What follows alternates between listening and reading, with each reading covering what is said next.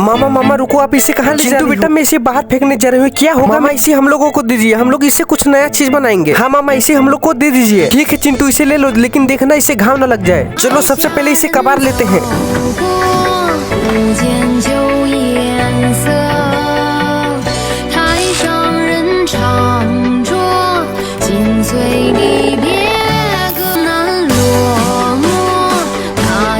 भैया देखो इसका चुन्नी तैयार हो गया। ठीक है चिंकी तो इसे मैं लगा देता हूँ, तुम जाओ दूसरा काम करो।